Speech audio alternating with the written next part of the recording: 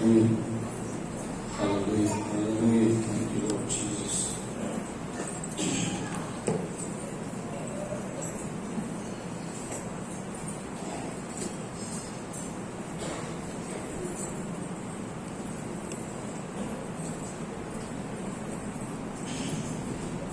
ప్రియమైన సియోను ప్రార్థన మందిరాసన పేట విశ్వాసులందరికీ యేసు ప్రభు నామమున మరొకసారి వందనాలు చెల్లిస్తున్నాను. హల్లెలూయా.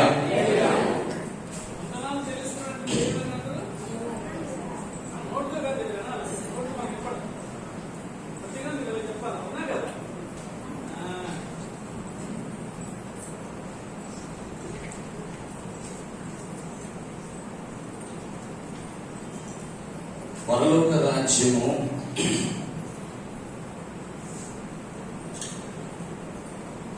మనమందరము ప్రభువు దగ్గరికి వెళ్ళేసరికి మన నిరీక్షణ, మన ఆకాంక్ష, మన ఆసక్తి, మన జీవిత ధ్యేయము పరలోక రాజ్యం ఉండాలని. అవునా కదా? నేను అంటాను, పరలోక రాజ్యంలో ఏముంది? ఇదేంటన్నా మా జీవితం అంతా దానికోసమే ప్రయాసపడుతుంటే పరలోక రాజ్యంలో ఏముందంటారు.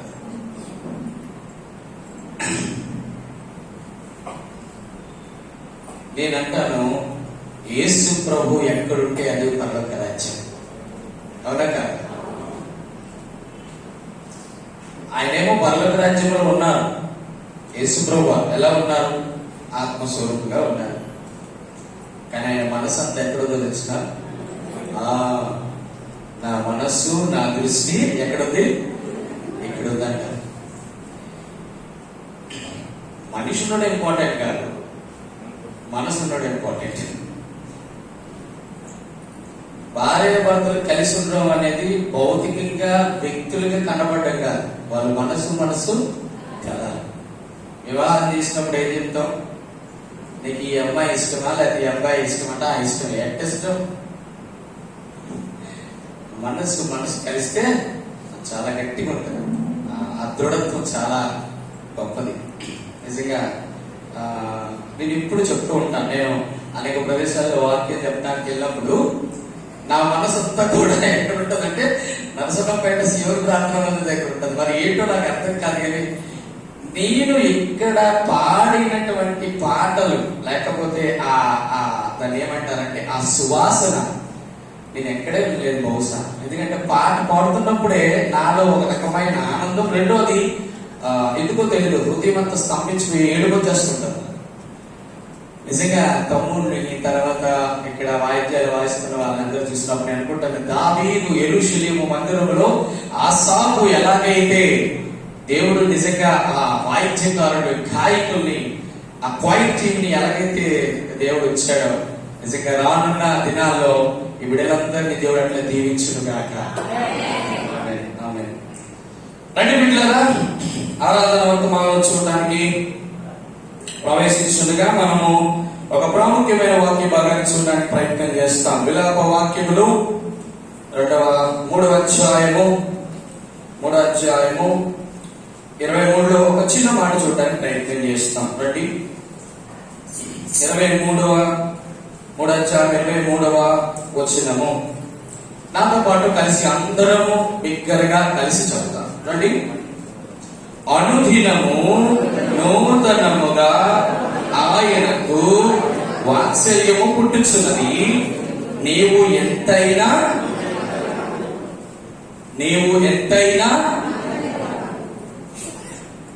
సాధారణంగా నేను ఎప్పుడు కూడా బైబిల్ టీచ్ చేసినప్పుడు బైబిల్లో 7 ప్రాముఖ్యమైన అంశాలను ఆధారం చేసుకొని వెళ్ళడం నాకు దేవుడు నాకు నేర్పిన తరపి. బిడ్డలారా, దేవుడు ఎటువంటి వాడంటే, చూసారా ఏమన్నా? దేవుడు ఎటువంటి వాడు కాదు, అది మాట. ఎంతైనా నమ్మదగడానికి మామూలుగా నమ్మదగడము అనడానికి చాలా డిఫరెన్స్ ఉంది. ఎంతైనా నమ్మదగిన వాడు అంట అంటే మనుషుల యొక్క నమ్మకత్వము చాలా పరిమితిగా ఉంటుంది, దేవుని యొక్క నమ్మకత్వము అపరిమితంగా ఉంటుంది. అంతేనా, ఎంతైనా నమ్మదగిన వాడు. సరే ప్రభా, ఎంతైనా నమ్మదగిన వాడు అన్నాం, బాగానే ఉంది. అది ఎందులో నమ్మకత్వం కలిగిన వాడు ప్రభు అంటే 7 ప్రాముఖ్య విషయాలు. మామూలుగా అవన్నీ చూడగానే ఒక్కటి మాత్రం చూడ ప్రయత్నం చేస్తాం. మొట్టమొదటిది, ఆయన నిన్ను ప్రేమించుటలో నమ్మదగిన వాడు. ఎందుకంటే ఎంతే నమ్మదగిన వాడు అన్న మాటకి అర్థం ఏంటంటే ఆయనలాగా నేను ఎవరు ప్రేమించలేడు అని అర్థం. నమ్మదగిన అంటే అర్థం ఏంటంటే ఒక్కసారి ప్రమాణం చేస్తే మళ్ళీ వెనక్కి తీసుకోవడానికి అర్థం.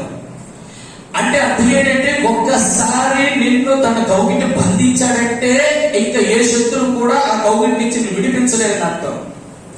మొదటి. 2, ఆయన కృప చూపులో ఎంతైనా నమ్మదగిన వాడు. నిజంగా ఆయన కృప ఎవ్వరు అంతగా చూపించలేరు. సో అన్ని చూడటానికి ఏదో ఒక మాట. ప్రేమలో నమ్మదగిన వాడు, కృపలో నమ్మదగిన వాడు. 3, ఆయన వాగ్దానం చేశాడు అంటే ఖచ్చితంగా నెరవేర్చి తీరుతాడు. అవునా కాదా? ఎంతైనా నమ్మదగిన వాడు. 4, ఆయన నీకు ఆశీర్వదించుటలో నమ్మదగిన వాడు. ఒకసారి ఆయన ఆశీర్వదించాడా, ఎవరు శపించడానికి కూడా వెళ్ళమన్నాడు. వెళ్ళు శపించి అంటే ఇశ్రాయేల్ని నేను శపిద్దాం అనుకుంటే ఖచ్చితంగా ఆశీర్వాదం వస్తుందంటే ఒక్కసారి దేవుడు నిన్ను ఆశీర్వదిస్తే మళ్ళీ ఎవరు కూడా శపించడానికి వీల్లేదు. ఎన్ని చెప్పారు? 4. 5వది, దేవుడు ఎందులో నమ్మదగిన వాడంటే ఆయన నిన్ను భద్రపరచులో నమ్మదగిన వాడు. నమ్మదగిన అంటే అర్థం ఏంటంటే ఎన్ని రాని నీ మీదకి దేవుడు నిన్ను అట్లా భద్రపరుస్తూనే వస్తాడు. రోగాల, తెగుళ్ళ, కరువుల, ఉపద్రవాల, హింసల, బాధల ఏదొచ్చినా ఆయన భద్రపరిచే దేవుడు. 6, ఆయన నిన్ను పడిపోయిన పరిస్థితుల్లో నుంచి తిరిగి లేవగలిగితే మళ్ళీ నిన్ను చేపట్టుకుని పైకి లేపే దేవుడు. అంటే ఆయన నిన్ను తిరిగి లేపడంలో అనగా అర్థం ఏంటంటే నిన్ను పడిపోయిన కురుకుపోయిన జీవితాన్ని తిరిగి కట్టుటలో నమ్మదగిన వాడు. 6. 7వది అన్నింటికంటే ప్రాముఖ్యమైనది ఏంటంటే ప్రపంచంలో అందరూ కొన్ని కోట్ల మంది ఉన్నారు, అందరూ దేవుని మందిరికి రాలేరు. కొంతమంది ఉన్నారు. బహుశా కొంతమంది దేవుడి మందిరం నుంచి బయటికి వెళ్ళినప్పుడు కూడా తిరిగి మారు మనసు చేస్తే, మారు మనసు పొంది తిరిగి మళ్ళీ రాగలిగితే మళ్ళీ తన మందిరంలో స్థిరపరచులో నమ్మదగిన వాడు. ఇది స్థిరపరిచేస్తాడంటే కన్ఫర్మ్. ఎన్ని చెప్పాను? సో ఇవన్నీ చూడడానికి సమయం లేదు, కానీ ఒక్క మాట చెప్తాను. అదేంటో తెలుసా? ఆయన నిన్ను ప్రేమించుటలో ఈ ప్రపంచంలో ఎవరు ఆయన ప్రేమించినట్టు ప్రేమించలేరు. మీరు అనొచ్చు, యేసు వారు ప్రేమలో ఉన్న గొప్పతనం ఏంటి, ఆ ప్రేమలో ఉన్నటువంటి ఔన్నత్యం ఏంటి, ఆ ప్రేమలో ఉన్నటువంటి విశిష్టత ఏంటి, ఆ ప్రేమలో ఉన్న ప్రాముఖ్యత ఏంటో తెలుసా? రండి ఒక్కొక్క మాట చూపిస్తాను. చాలా ఉన్నాయి, అందులో 7లో కనీస సమయం అందుబాటుని బట్టి కనీసం 5 లేక 3 చూడడానికి ప్రయత్నం చేస్తాం. రండి. మొదటి మత్తయి సువార్త 9వ అధ్యాయము 13వ వచనము. మత్తయి సువార్త 9:13.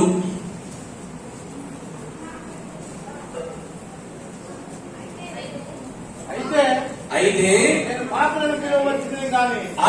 నేను పాపులను చాలు. ఆ మాట గమనిస్తాం. దానికి దీనికి ఎలా లింక్ పెట్టాలో చెప్తాను చూడండి.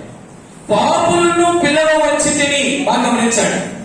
ఆయన ఎంతైనా నమ్మదగిన వాడు. దేవుడు నమ్మదగిన వాడంటే నిన్ను ప్రేమించుట్లో నమ్మదగిన వాడు. నిన్ను ప్రేమించుట్లో నమ్మదగిన వాడంటే ఆయన పాపులను పిలవచ్చాడంట. అంటే అర్థం ఏంటంటే ఒక పాపిని పిలవడానికి ఇంకో పాపి పిలుస్తాడు. అవునా కాదు? ఒక త్రాగుబోతుని పిలవాలంటే ఎవరు పిలుస్తాడు? ఒక దోపిడీగాడిని పిలవాలంటే ఎవరు పిలుస్తాడు? ఎవరైనా రహస్యం చేసేవాడిని ఇంకో రహస్యం చేసేవాడిని, అవునా కదా? ఒక వ్యభిచారిని పిలుస్తాడు. అవునా కదా? కానీ ఈయన పాపులను పిలవచ్చింది అంటే అర్థం ఏంటంటే ఈయన బాగా కాదు. ఈయన ఎటువంటి వాడు? పరిశుద్ధుడైన దేవుడు పాపి అయిన మనిషిని పిలవడంలో అంటే అర్థం ఏంటంటే ఒక పరిశుద్ధుడైనటువంటి దేవుడు పాపిని ప్రేమించుటలో ఎంతైనా నమ్మదగిన వాడా కాదా? నీ జీవితంలో, నా జీవితంలో మనము ఉపకారం పొందిన వారు మనం పిలవచ్చు, మన సొంత బంధువులను పిలవచ్చు, మన తోటి వారు పిలవచ్చు, మన సహ ఉద్యోగస్తులను పిలవచ్చు, మన సహ వ్యాపారులను పిలవచ్చు, మన జత పని వారు చేయవచ్చు. మందం ఉంటే ఇంకో అందం ఉన్న వాళ్ళే పిలవచ్చు, నీ కులంలో ఇంకో కులం ఉన్న పిలవచ్చు, మతం ఉన్నోడు ఇంకో మతాన్ని పిలుస్తాడు, ఆ గౌరవం ఉన్నాడు ఈ గౌరవం ఉన్నాడు పిలుస్తాడు, ఒక ఎమ్మెల్యేని పిలుస్తాడు. నిన్ను నన్ను పిలుస్తాడా? పిలవరు. యేసుక్రీస్తు ప్రభువు పరిశుద్ధుడైన దేవుడు పాపిని పిలవచ్చునట. అయితే ఆయన పిలుపులో గొప్ప విశిష్టత తెలుసా? ప్రభా పిలిచావు, ఎలా పిలిచావు, ఎక్కడి నుంచి పిలిచావు, ఎందుకు పిలిచావు, ఏ రకంగా పిలిచావు, ఎప్పుడు పిలిచావు, ఇలాంటి ప్రశ్నలు చాలా వస్తే ఆయన ఎప్పుడు మనల్ని పిలిచారంట? అసలు నేను పిలవడానికి కారణం ఏంటో తెలుసా? రండి, పాపినని నిన్ను నన్ను పిలవడానికి కారణం ఉంటూ చూపిస్తాను రండి. చాలా అద్భుతమైన మాట. ఎప్పుడు ఆ మాట ఎఫెసీయులకు రాసిన పత్రిక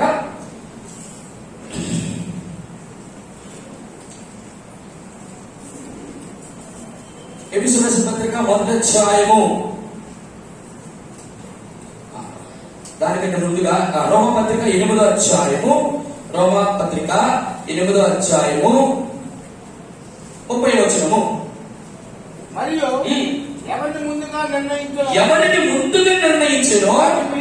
చాలు. ఏంటంట? నీ పిలుపు వెనుక ఉన్నటువంటి గొప్ప మహా అద్భుతమైన ఆశీర్వాదం ఏంటో తెలుసా? నిన్ను ముందుగా నిర్ణయించారట. బిడ్డలారా, ఈ రోజు యేసుక్రీస్తు పిలుపు అందుకొని పాపినని నిన్ను నన్ను పిలవడానికి నీ యొక్క గొప్పతనము, నీ అంత చదువు, నీ యొక్క గౌరవ మర్యాదలో నువ్వు ఉన్నటువంటి అంతస్తు, లేకపోతే నీ కులమో నీ బలగమో నీ బంధుమిత్రం కాదు. కేవలం ఆయన నీలో చూసినప్పుడు నువ్వు ఎలా కనబడ్డావు తెలుసా? కేవలం పాపిగా కనబడ్డావు. పాపి అనేది మానవుణ్ణి పరిశుద్ధుడైన దేవుడు ఎట్లా పిలిచాడో తెలుసా? మనం ఎక్కడున్నప్పుడు పిలిచాడో తెలుసా? ఆ రకముగా మనం ఆలోచించినప్పుడు యేసుక్రీస్తు ప్రభువు మనల్ని ముందుగా నిర్ణయించాడట. ఎవరినైతే ముందుగా నిర్ణయిస్తాడో వాడిని పిలుస్తాడట. అయితే ప్రభువా ఎప్పుడు నిర్ణయించావు? ఎఫెసీయులకు రాసిన పత్రిక త్వరగా సమయంతో బట్టి మీరు నాతో పాటు స్పీడ్ గా రావాలి. 1వ అధ్యాయము 6వ వచనము. జగత్తు పునాది వేయబడి మునిపే ప్రేమ చేత ఆయన క్రీస్తులో అంటే యేసుక్రీస్తు ద్వారా తనకు కుమారుగా స్వీకరించుటకై మనను ముందుగా తన కోసము నిర్ణయించుకొని, మాట గమనించండి, నిర్ణయించుకొని. ఎప్పుడు నిర్ణయించాడు? జగత్తు పునాది వేయబడక మునిపే. అంటే అర్థమేంటి? ఇక్కడ కూర్చున్న నీవు, ఇక్కడ నిలబడుతున్న నేను, ఇక్కడ కూర్చున్న ప్రతి ఒక్కరు, ఇంకా నీ తల్లి ఎవరో తెలియదు, నీ తండ్రి ఎవరో తెలియదు, నీ తాత ఎవరో తెలియదు, నువ్వు ముత్తాత ఎవరో తెలియదు, నువ్వు ఏ వంశంలో పుడతావో తెలియదు, ఏ గోత్రంలో పుడతావో తెలియదు, ఏ కులంలో పుడతావో తెలియదు, నువ్వు ఎక్కడ పుట్టాలో కూడా ముందే నిర్ణయించాడు. నీ నిర్ణయం ఎంత గొప్పదో మనం అందరూ అనుకుంటామంటే యేసుక్రీస్తు యొక్క పిలుపుని, ఆయన రక్షణని, ఆయన యొక్క ఏర్పాటుని చాలా తక్కువ అంచనేస్తాం. బిడ్డల జ్ఞాపకం చేస్తున్నాను. నీ జీవితంలో నా జీవితంలో ఒకప్పుడు జగత్తు పునాది వేయబడుతుంది. ఆకాశం భూమి పుట్టక మునిపే, నక్షత్రాలు పుట్టక మునిపే, ఈ భూమికి సంభావన పుట్ట చేయక మునిపే, ఇంకా ఏది కలగక మునిపే, దేవతలు రాక మునిపే యేసుక్రీస్తు ప్రభువారిలో బిడ్డ జ్ఞాపకం చేస్తున్నాను. మార్తా, మరియా, అబ్రహాము, ఇస్సాకు, యాకోబు, జాషువా మీరందరూ నా కొరకు నిర్ణయించబడ్డారు.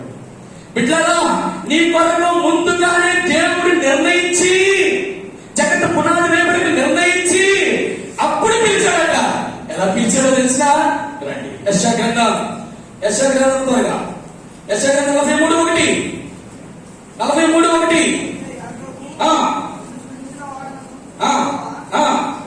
ఇశ్రాయేలు నేను నియమించినవాడు, చదివించినాడు, నేను విమోచించినాను, భయపడకము, పేరు పెట్టి పిలిచాడు. అది ఆయన ఉన్న గొప్పతనం. చాలా పేరు పెట్టి పిలిచాడు. ఈ ప్రపంచంలో పేరు పెట్టి పిలవగలిగినటువంటి కెపాసిటీ ఉన్నటువంటి వ్యక్తి ఆయనే. మీరు అనుకోవచ్చు అందరూ పేర్లు పెట్టి పిలుస్తారంటే కాదు.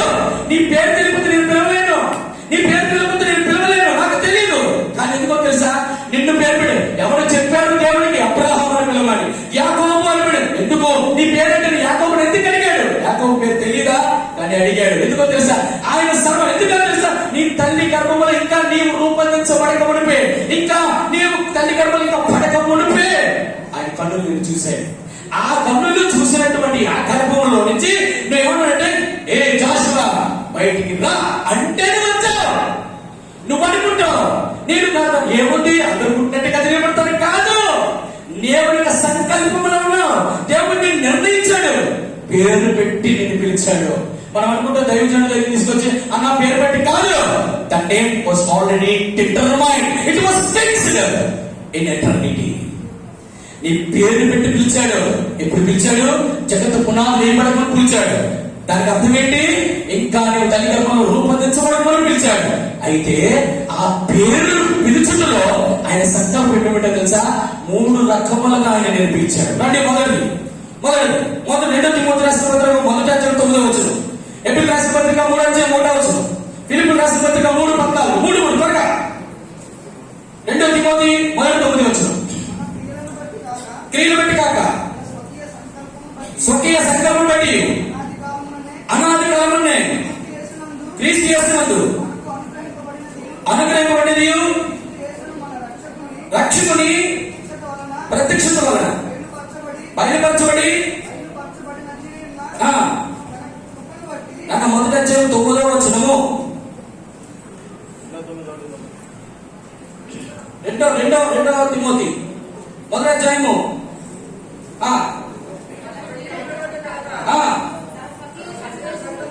క్రీస్తు యేసు మన రక్షణ ప్రత్యక్షత వలన బయలుపరచబడినదైన తన కృపను బట్టి ఆ మాట గమనించండి, మనలను రక్షించి పరిశుద్ధమైన పిలుపుతో.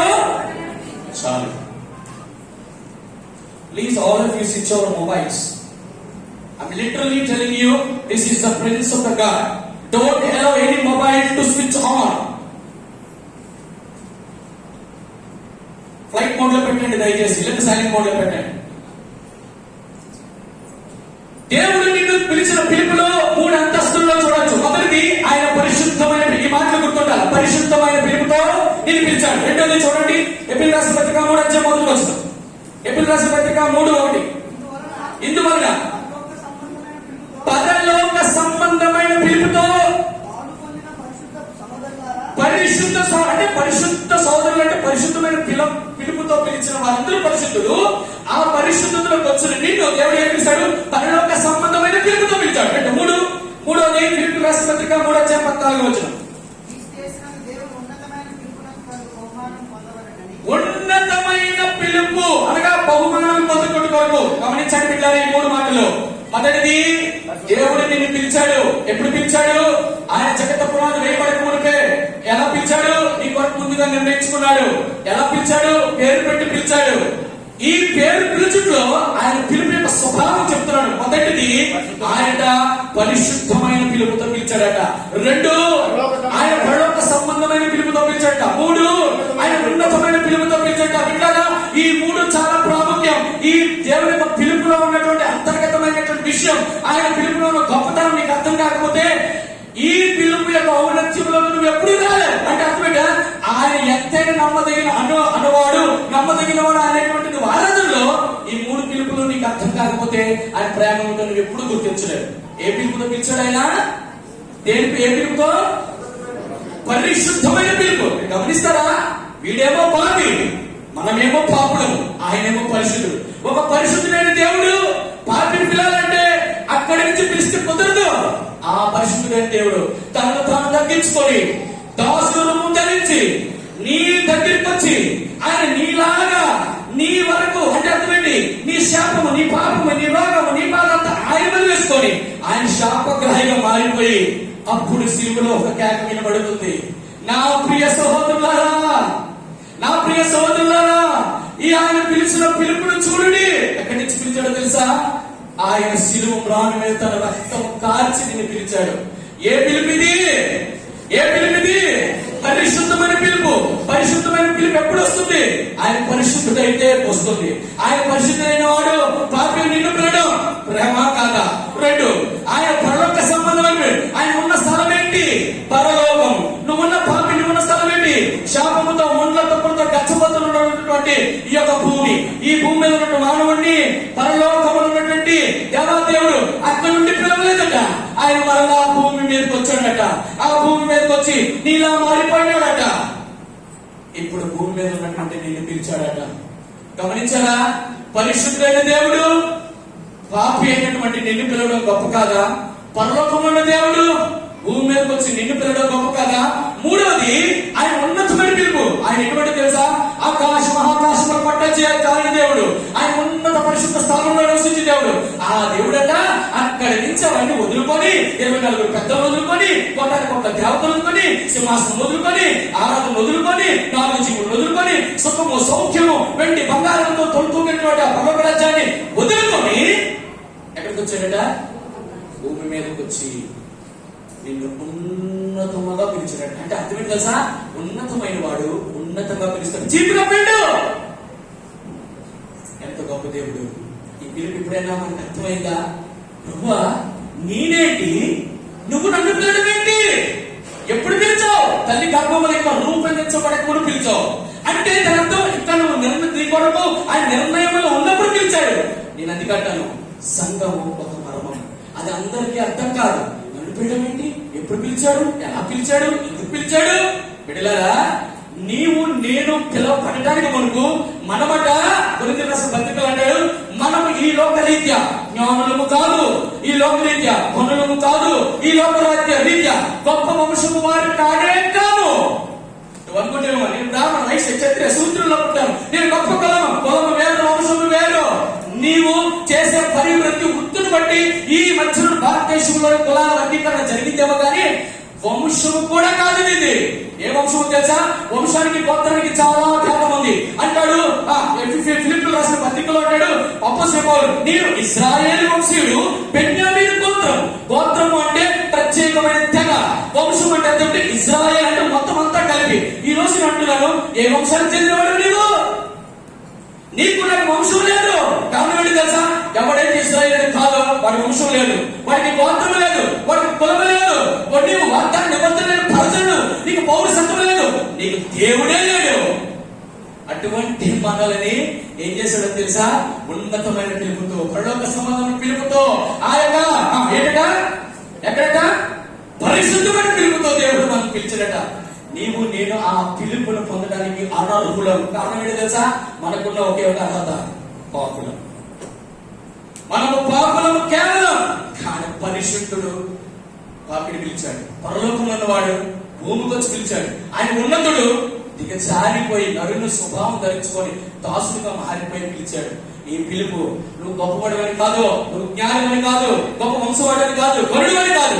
నువ్వు అట్లా లోకంలో ఎలా ఉన్నావు తెలుసా? నువ్వు నీచుడుగా ఉన్నావు, తృణీకరింపబడిన వాడి ఉన్నావు, ఎవరు నేను పట్టించుకోలేకున్నావు. నీ తల్లి, నీ తండ్రి, నీ అక్క, నీ చెల్లి, నీ తమ్ముడు, నీ ఇరుగు పొరుగువారు, నీ బంధువులు, నీ తోబుట్టువులు కూడా నేను పట్టించుకోను, నిన్ను వదిలేశాడు. వీడు ఎందుకు పనికిరానుకున్నాడు? అప్పుడే ఏమనుకున్నాడు తెలుసా? ఎవరైతే పనికిరారో దేవుడు వాడిని పట్టుకొని పిలుస్తాడు. యాకోబు పనికిరాలేదు, యాకోబు పనికిరాలేదు, అయిపోయింది. లాస్ట్ ఫైనల్ ఒకే ఒక ఛాన్స్. ఏశావుకి దొరికాడా చంపేస్తాడు, తమ్ముడని కూడా చూడ చంపేస్తాడు. ఎందుకో తెలుసా? వాడి జీవితం అంతా మోసమే, వాడి జీవితం అంతా తగే, వాడి జీవితం అంతా దొంగతనమే, వాడి జీవితం అంతా. ఇలాంటి పరిస్థితుల్లో ఉన్నటువంటి యాకోబుకి ఉన్న ఒకే ఒక ఛాన్స్, దేవుని యొక్క పిలుపు. యాకోబు రా. ఒక్క మనుషుల నుంచి ఈ రోజు ప్రపంచంలో దేశంగానే మార్చాడు దేవుడు. ఇది ఉన్నతమైన పిలుపు కాదా? పరలోకమైన పిలుపు కాదా? పరసంబంధమైన పిలుపు కాదా? ఈ పిలుపు ఎంతమందికి అర్థమైతే నేను అంటాను, ప్రభా నన్ను ఎవ్వరికి లేనప్పుడు, నా తల్లిగారు రూపొందించబడకమునుపు, నేను నా జగత్తుకున్నది వేయబడకమునుపు, ఇంకా నన్ను ఎవరు పిలకమునుపు, ఎవరు పేరు పెట్టి పిలకమునుపు, నేను జ్ఞాని అజ్ఞాని ప్రభా తారతమ్యం లేకుండా నన్ను నువ్వు ఎలా పిలిచావో తెలుసా ప్రభా? నీ యొక్క ప్రేమతో పిలిచావు. కారణం ఏంటి తెలుసా? ఇవన్నిటికీ ఒకటే చెప్పగలను, నువ్వు ఎంతైనా ఆయన ప్రేమ చూపించుతున్నాము. మొదటిది చూసాం, రెండో చూద్దాం రండి. సమయాన్ని బట్టి 2, 3 చూడడానికి ప్రయత్నం చేస్తాం. ఆయన పాపులను పిలుపు. 2 లూకాసు వార్త 15. లూకాసు వార్త 15. లూకాసు వార్త 15. పరిశీలనలు చూచి ఇతను పాపులను ఎవరిని చేర్చుకున్నాడట? ఈ దేవుడు పాపులను చేర్చుకునే దేవుడు. మొదటిది పాపులను, మాట గమనించాలి, మొదటిది పాపులను ప్రేమించే దేవుడు. ఆ ప్రేమలో ఉన్నతుడు. ప్రభా ఇంకా నీ ప్రేమలో ఏంటి నమ్మకత్వం అంటే, నేను పిల్లలు మాత్రమే కాదట, ఆయన పాపులను ఎట్లా చేర్చుకున్నాడట. ఇట్లా చేర్చుకోవడం అంటే అర్థం ఏంటో తెలుసా? చేర్చుకోవడం అంటే అర్థం తెలుసా? ఒక అద్భుతమైన ఉదాహరణ మనందరికీ తెలిసిందే. ఒక తప్పిపోయిన కుమారుడు ఎక్కడికి వెళ్ళిపోయాడు? దూర దేశానికి వెళ్ళిపోయాడు. చాలా జాగ్రత్త ఆలకించాలి. దూర దేశానికి వెళ్ళిపోయాడు. ఎక్కడ ఎలా వెళ్ళిపోయాడు? తండ్రి ఆస్తి నాకు ఇచ్చాడు. ఒక్క రోజైనా ఎందుకు నాన్న ఆస్తి అడుగుతున్నామని తండ్రి అడిగాడా? అడగలేదు, ఇచ్చేశాడు. తీసుకున్నటువంటి వ్యక్తి ఇప్పుడు ఆస్తిలో ఏమైనా గొప్పగా సంపాదించాడు, వ్యాపారం చేసేది కాదు. వేషంతో దూర వ్యాపారం చేసి ఏం చేశాడు? మొత్తం ఆస్తిని అంతా కూడా వాడు చేశాడు. వాడు చేసిన తర్వాత ఏమైంది తెలుసా? ఈ వ్యక్తి మొత్తం అంతా కోల్పోయాడు. మొత్తం అంతా కోల్పోయిన తర్వాత ఆ దేశంలోని అప్పటికే అద్భుతమైనటువంటి సౌభాగ్యంతో కరువు లేకుండా అద్భుతంగా ఉన్నటువంటి ఆ దేశము మనోడు ఎప్పుడైతే అడుగు పెట్టాడో ఆ దేశం అంతా ఏమైపోయింది? కరువుతో నిండిపోయింది. అంటే వీడికి ఉన్నటువంటి గొప్ప టాలెంట్ ఏంటి? వీడు ఎక్కడ అడుగు పెడితే వాడికి కరువు అయిపోతుంది. ఏమైనా కరువు అయిపోయిన తర్వాత ఏమైంది? అప్పుడు ఒకప్పుడు ఇంట్లో అద్భుతంగా భోజనం చేసేవాడు. వారి కింద పని చేయడానికి దాసులు ఉండేవారు. వారికి ఏదైనా చేయడానికి అద్భుతమైన పనివారు ఉండేవారు. ఇప్పుడు ఎక్కడికి వెళ్ళి ఆ ఆకలి వేస్తున్నప్పుడు, ఆ మండు టెండలో ఎండుతున్నప్పుడు, ఈ చలికి వణుకుతున్నప్పుడు, ఆ పరిస్థితుల్లో తిండి లేక ఆకలి తలమటిస్తున్నప్పుడు ఎక్కడికి వెళ్ళాడో తెలుసా? ఒక దగ్గరికి వెళ్ళి అయ్యా నాకు పని పెంచండి అంటే పని లేదు పో అంటూ ఆయన కనికరం చూపించి అదో పొద్దులు ఉన్నాయి అవి వేపుతాం అంటే వేపుతాను. అక్కడికి వెళ్ళిన తర్వాత విపరీతమైన ఆకలి, తిండి లేదు, భోజనం లేదు, ఆకలితో సతమతమైపోతున్నాడు. ఇప్పుడు ఏం చేస్తాడు? ఆ పంతులు పుట్టి దగ్గరికి తినడానికి ప్రయత్నం చేశాడు. ఆ పంతులు కూడా కనీసం ఆ వ్యక్తిని తినడానికి కూడా అవకాశం ఇవ్వలేదు. ఆకలితో చచ్చిపోతున్న టైంలో ఒక అద్భుతమైన మాట, వాడికి బుద్ధి వచ్చినప్పుడు పరలోకంలో ఉన్న తండ్రికి నేను ఏం చేశాను? విరోధముగా పాపం చేశాను. నా తండ్రి దగ్గరికి వెళ్ళి ఒకే ఒక మాట చెప్తాను, తండ్రి, డాడీ, నేను ఎందుకు పాపం చేశాను? ఈ తర్వాత ఏం చెప్పాడు? నీ కుమారుని అనిపించుకున్నట్టుకు నేను యోగ్యుడు కాను, నీ పని వాళ్ళకు కూలి వారిగా గుర్తొచ్చింది. వచ్చాడు, తిన్నది వచ్చాడు. ఈ మాట చాలా జాగ్రత్త, చాలా ప్రాముఖ్యమైన మాట. తండ్రి ఎక్కడున్నాడు? కుమారుడు వస్తున్నాడు, వ్యవహారం బాగోలేదు, పరిస్థితి ఏం బాగోలేదు, దూరం నుండి చూస్తున్నాడు. తండ్రి వాడిని చూచి చూడండి, లూకాసు వార్త చూసి ముగిస్తాం రండి. లూకాసు వార్త చదువురా. ఉన్నప్పుడు తండ్రి వాడిని చూచి కనికరపడి పరిగెత్తి వాడి మెడ మీద పడి పెట్టుకుని. ఎన్ని జరిగింది తెలుసా?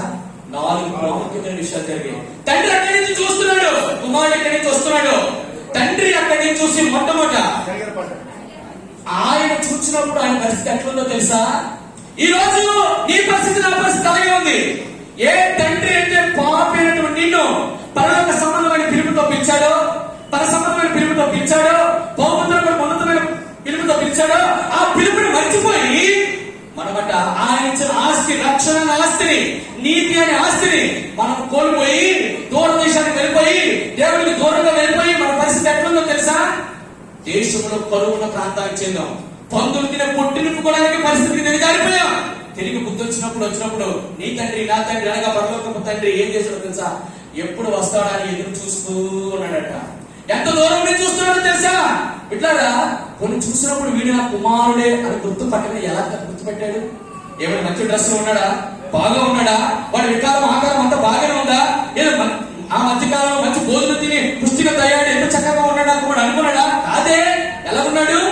పక్క చిక్కిపోయినాడు. బట్టలు బాగున్నాయా? లేవు. తలంత ఏమవుతుంది? మొత్తం అంతా కూడా ఆ వ్యవహారం చూస్తే ఏమీ బాగోలేదు. అయినప్పటికీ కూడా ఒకే ఒక అద్భుతమైన మాట, అంత దూరంలో కూడా చూసి దేవుడు ఏం చేశాడు? గుర్తించాడు. మొట్టమొదట నీ పడిపోయిన స్థితిని దేవుడు గుర్తించాడు.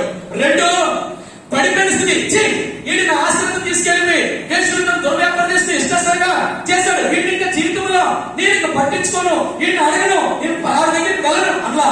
ఆయన ఏమంటే తెలుసా? వెంటనే చూచి వాడి మీద హృదయంలో కనికర పడిపోయాడు. ఇట్లాగా ఈ మాట గమనించాలా? కనికరపడి ఏం చేశాడు? పరిగెత్తుకున్నాడట.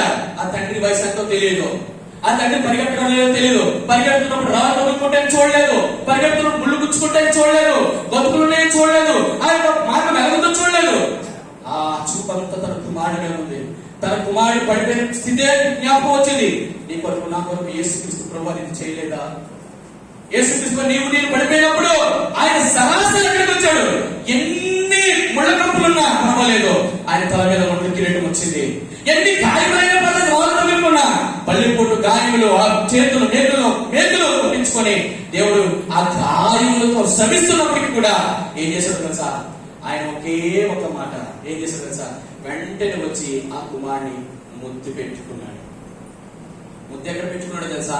సిలువలో, కలువరి సిలువలో ముద్దు పెట్టుకున్నాడు.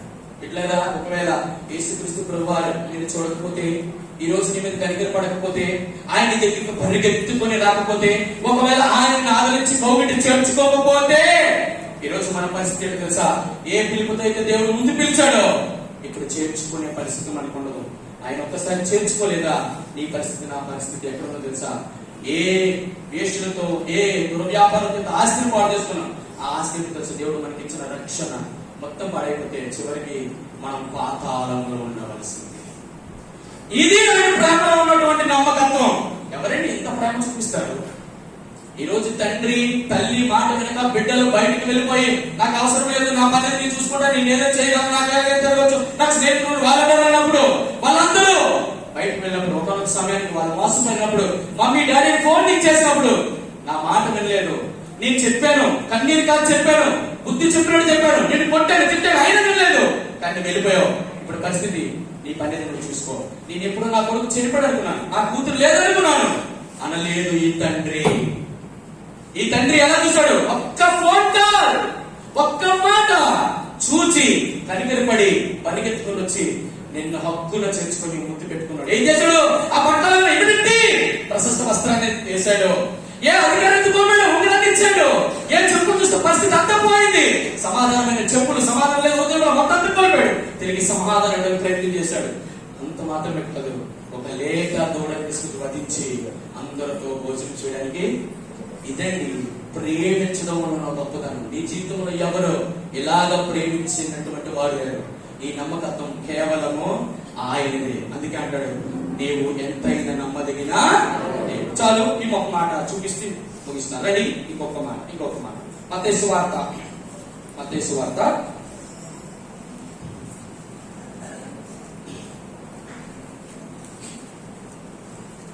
13వ అధ్యాయము లోకాసువార్త 19:7.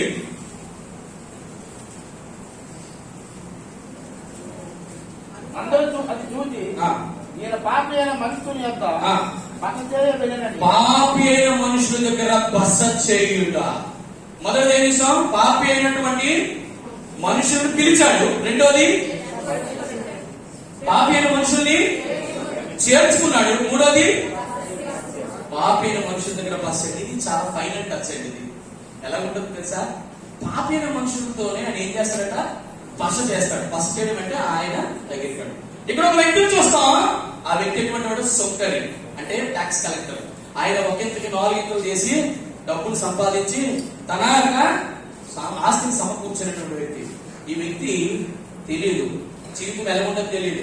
రేపు పొద్దున ఈ ఆస్తి అంతా కూర్చుని పెట్టి ఒక్కసారి తన చావు వచ్చినప్పుడు అలాగా చనిపోయి అలాగా ధనవంతుడిలాగా పాతాల్లో వెళ్ళబోయినటువంటి వ్యక్తిని దేవదేవుడు ఏం చేశాడు తెలుసా?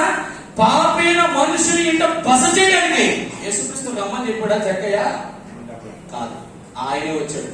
జక్కయ్య ఉన్నటువంటి ప్రదేశంలో నచ్చుదంటే ఏ ప్రదేశం ఉన్నాడు? ఎరుకోలో ఉన్నాడు. ఎరుకు అంటే ఏంటి? శాపగ్రస్తము, పాపంతో లేనివాడు. అంటే పాపంతో శాపగ్రస్తంతో ఉండనటువంటి ఒక్క మనుషుల దగ్గరికి దేవాది దేవుడు నడుచుకుని అక్కడికి వచ్చాడు. వచ్చిన తర్వాత ఏమైంది? ఇక్కడ ఉన్న ఒకే ఆ యేసుప్రభువును చూడడానికి పైకి ఎక్కాడు. ఎక్కిన తర్వాత పుట్టివాడు అవ్వడం చేత ఆయన ఎక్కిన తర్వాత యేసుప్రభువు కనబడి, నువ్వు ఏవో ఎక్కి ఏవో చూద్దామంటే యేసుప్రభువుని కనబడ్డు. ప్రేమ ఎంత గొప్పదో తెలుసా? అందరూ అక్కడ ఆయన గురించి సాక్ష్యం అంటే ఈ మనుషుడు సుంకరి అయినటువంటి పాపి అయిన మనుషుడు అన్నాడా లేదా? ఈ పాపి అయిన సుంకరిని ఎవరు ప్రేమించలేదు. అక్కడ నువ్వు ఆస్తి ఉండొచ్చు, డబ్బు ఉండొచ్చు, బలగం ఉండొచ్చు, బంగారం ఉండొచ్చు, వెంట ఉండొచ్చు, ఏదేదో కానీ ఎవరు కూడా నిన్ను పలకరించేవారు, నీ ఇంటికి వచ్చి భోజనం చేసేవాడు ఎవరు ఉండడు అక్కడ. కానీ ఇక్కడ యేసుప్రభువు ఏంటో తెలుసా? ఆయన సుంకరుడా, ట్యాక్స్ కలెక్టరా, ఉద్యోగస్తుడు ఎలాంటి వాడు కాదు. కానీ ఆయన దృష్టిలో ఒకే ఒక ఆలోచన, వీడి పాపి, వీడి దగ్గరికి వెళ్ళాలి, వీడి దగ్గర ఉండాలి అంటే అంటూ యేసుక్రీస్తు ప్రభువారు వచ్చి ఏం చేశారు తెలుసా? జక్కయ్య త్వరగా వచ్చిన వెంటనే ఆ మాట మీరు గమనించారో లేదో చూడండి, అద్భుతమైన ఆ మాట చూసి ముగిస్తాం. లూకా సువార్త 19 చదువుతారా? వచ్చినప్పుడు 7వ వచనము, అది చూచి ఈయన పాపి అయిన మనుషులతో బస చేయ వెళ్ళిన చాలా చదువుకున్నది. జక్కయ్య నిలబడి, ఇదిగో ప్రభువా, నా ఆస్తిలో సగం పేదలకు ఇచ్చున్నాను, నేను ఎవరి యొక్క అన్యాయంగా తీసుకుని అతనికి 4 చెల్లు ప్రభువుతో చెప్పాను. అందుకు యేసు, ఇతడు అబ్రహాము కుమారుడే, నేడు ఇంటికి బిడ్డలారా, యేసుక్రీస్తు ప్రభువారు ఆయన ఇంటికి నేను వచ్చినప్పుడు ఆ జక్కయ్య తీసుకొని ఆ ఇంటి దగ్గర ఉండాలనుకొని ఈయన నిర్ణయం తీసుకున్నప్పుడు జరిగిన అద్భుతమైన విషయం ఏంటో తెలుసా? పాపి అయిన మనుషుడు ఒక్కసారి పరిశుద్ధాత్మ దేవుని చేత సవరించబడి 3 రకాలైన విధానంలో తీసుకెళ్తాడు. మొదటిది, అతను పాపమును గురించి ఒప్పింపజేయబడతాడు. 2, ఆయన నీతిని గురించి ఒప్పింపజేయబడతాడు. 3, ఆయన తీర్పును గురించి ఒప్పించాడు. ఆ 3 మాటలు ఇక్కడ కనబడ్డాయి. మొదటిది, నా ఆస్తిలో సగము. రెండోది, నేను ఎవరిదైనా అన్యాయముగా తీసుకుంటే అది 4 గంటలు. మొదటిది అన్యాయము, పాపము గురించి ఒప్పింపజేయబడ్డా లేదా? నా ఆస్తిలో సగం భాగమనిస్తాడు, నీతా కాదా? నా తీర్పు అనగా అర్థం ఏంటంటే ఏమైనా 4 గంటలు చెల్లించను. అదేంటి? ఒకవేళ నేను చెల్లించకపోతే నేను తీర్పుకు లోనవుతాను. అక్కడ పరిశుద్ధ యేసు ప్రభు ఎప్పుడైతే వచ్చాడో, పాపి అయిన మానవుడి దగ్గరికి వచ్చాడో, వెంటనే పరిశుద్ధాత్మ దేవుడు సంధించాడు చక్కని ఈ అనుభవంలోకి రాబడ్డాడు. వచ్చిన తర్వాత ఒకే ఒక మాట అన్నాడు. ఏంటి తెలుసా? ఏ మనుషుల దగ్గర అయితే బస చేయాలనుకున్నాడో, యేసుక్రీస్తు ప్రభువారు ఎవరి జీవితంలోకి వచ్చారో, ఈ యొక్క పాప క్షమాపణలో ఎవరైతే తీసుకు రాబడ్డారో, ఒకే ఒక్కటి వచ్చింది. ఇతడును అబ్రహాము నేడు ఇంటికి రక్షణ. అంటే యేసుక్రీస్తు ఎవరి ఇంట్లో అయితే ఉంటారో వారికి ఏమొచ్చినట్టు? ఇదండి దేవుడు మనకి ఇచ్చినటువంటి గొప్ప ప్రేమ. దేవా, నీవు నా ఇంట్లో ఉండడానికి నేను అర్హుడిని కాదు. కారణం ఏంటో తెలుసా? నేను పాపి. 2, ప్రభా, నేను దూర దేశం వెళ్ళినప్పుడు అన్ని కోల్పోయినప్పుడు తిరిగి నన్ను చేర్చుకోవడానికి నేనేమైనా నీలాగా కాదు, కానీ అన్ని కోల్పోయిన తర్వాత దేవుడు నన్ను చేర్చుకున్నావు. 3, పాపి అయిన నన్ను పిలిచావు. అంటే పాపి అయిన నన్ను పిలవడంలో, పాపి అయిన నన్ను చేర్చుకోవడంలో, పాపి అయిన నా దగ్గర నివసించడంలో నీవు ఎంతైనా నమ్మదగినవాడు. ఇట్లారా ఈరోజు ఈ నమ్మకత్వాన్ని ఈ సంఘం ఎదుట దేవుడు ఇన్ని సంవత్సరాలు కూడా చూపిస్తున్నాడు అనడానికి కారణం ఏంటి తెలుసా? ఇంకా నేను ఆ ప్రేమను అనుభవించడమే దానికి కారణం. ఈ రోజు ఆ పిలుపు నీకు అర్థమైతే ఆరాధన చేస్తావు. ఆ పిలుపులో గొప్పతనం తెలిస్తే నువ్వు ఆరాధన చేస్తావు. నువ్వు ఎన్నిసార్లు ఆయనకు దూరం వెళ్ళినప్పుడు ఆయన కోడి తన దగ్గరికి చేర్చుకున్నట్లు నేను ఎన్నిసార్లు చేర్చుకున్నాడో ఆ ప్రేమ నీకు అర్థమైతే ఆరాధన చేస్తావు. రెండోది, నువ్వు ఎన్నిసార్లు అన్యాయంగా అక్రమంగా నువ్వు జీవిస్తున్నప్పుడు యేసుక్రీస్తు ప్రభువారు కోరుండి చొరవ తీసుకొని అలా నీ దగ్గరికి వచ్చి నీ ఇంట్లో ఉండాలనుకోని, నీ ఒంట్లో ఉండాలనుకోని, నీ దేహంలో ఉండాలనుకోని, నీ మనసులో ఉండాలనుకోని, ఆయన ఉద్యోగం స్థానం పొందాలనుకోని నీ దగ్గరికి ఉండాలనుకోవడం ఇది ప్రేమ కాదా? ఈ ప్రేమలో నువ్వు ఏమైనా ఇచ్చావా? నువ్వేమైనా కోల్పోయావా? నువ్వు సంపాదించుకున్నా కానీ ఏది కోల్పోలేవు. బిడ్డలారా, ఈరోజు నేను ఆరాధన చేయడానికి 3 తలంపులు. మొదటిది పాపినైన నన్ను పిలిచాడు. 2, పాపినైన నన్ను చేర్చుకున్నాడు. 3, పాపినైన నాతో బస చేశాడు. అంటే నా జీవితంలోకి వచ్చాడు. ఈ 3 తలంపులు తీసుకుని ఆరాధన చేస్తాను. దేవుడు పరిశుద్ధ వాక్యం. ఆమేన్.